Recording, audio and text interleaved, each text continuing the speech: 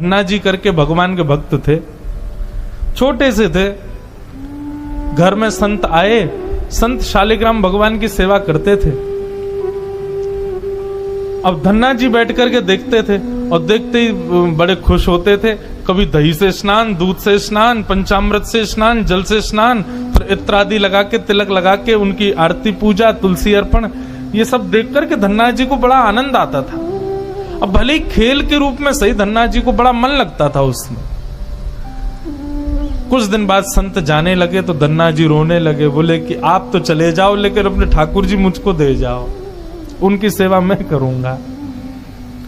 अब तो इतना रोए, इतना रोए, इतना रोए धन्ना जी कि संत का निकलना मुश्किल हो गया। तो संत ने क्या किया, रात्रि में धन्ना जी सोए तो बाहर से काला काला एक पत्थर ले आए और उस पर ही इत्र आदि लगा के, उसको तिलक विलक लगा के उसको सिंहासन पर बैठा दिया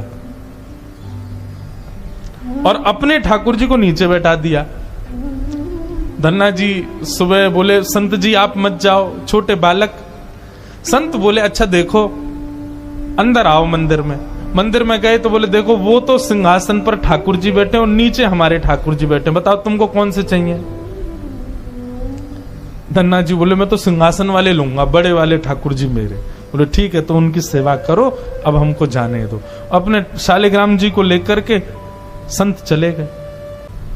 अब धन्ना जी उस पत्थर की सेवा करते हैं, असली शालिग्राम तो संत अपने संग ले गए, लेकिन धन्ना जी इतने भाव से सेवा करते थे।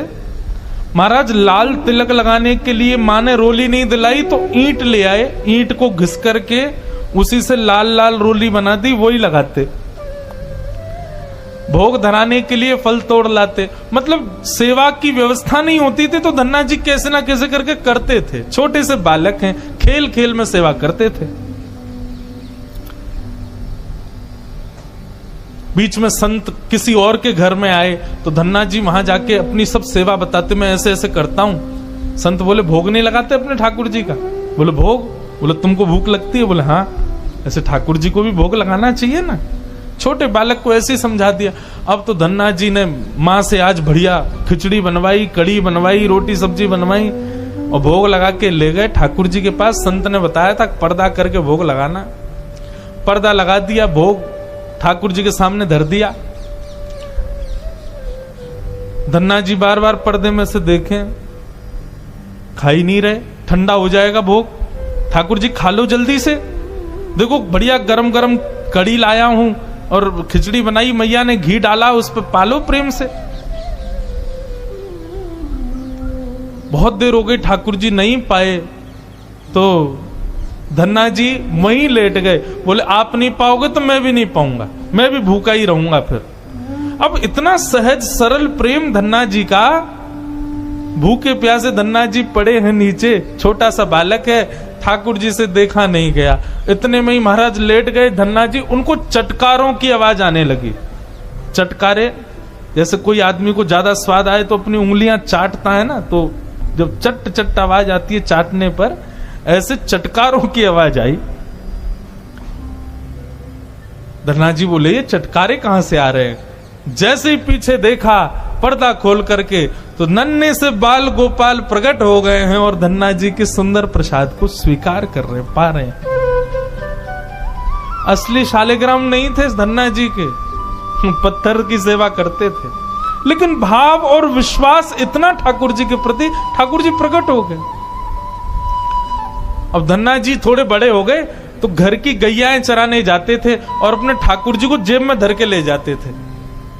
और गैया जब चरती थी तो पेड़ के नीचे बैठ के ठाकुर जी को निकाल लेते और कहते, ठाकुर जी अब कोई ना आए, प्रकट है जाओ। सो ठाकुर जी प्रकट हो जाते, धन्ना जी के साथ खूब लीला करते।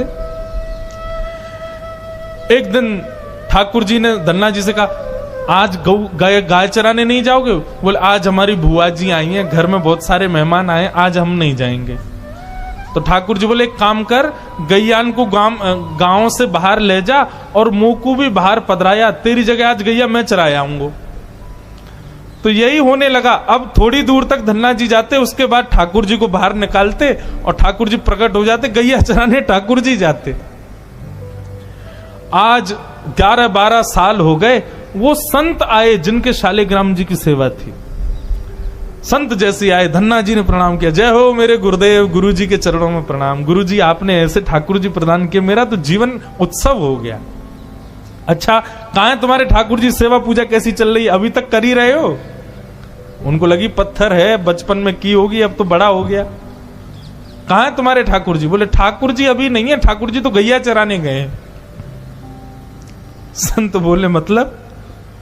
बोले हाँ, मैं कभी व्यस्त होता हूं तो मैं ठाकुर जी को गैयाओं के संग भेज देता हूं, ठाकुर जी गैया चराने जाते हैं। संत बोले पहले तो छोटा था, अब तो इतना बड़ा हो गया, ये अभी भी बचकानी बातें करता है। अरे लाला ऐसे मत बोला करो।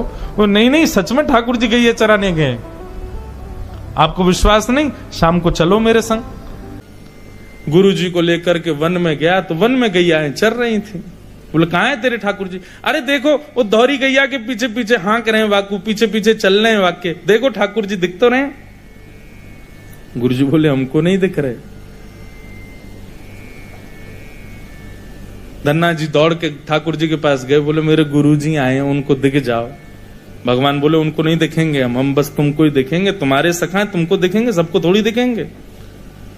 अरे भैया ऐसा मत करो। क्यों?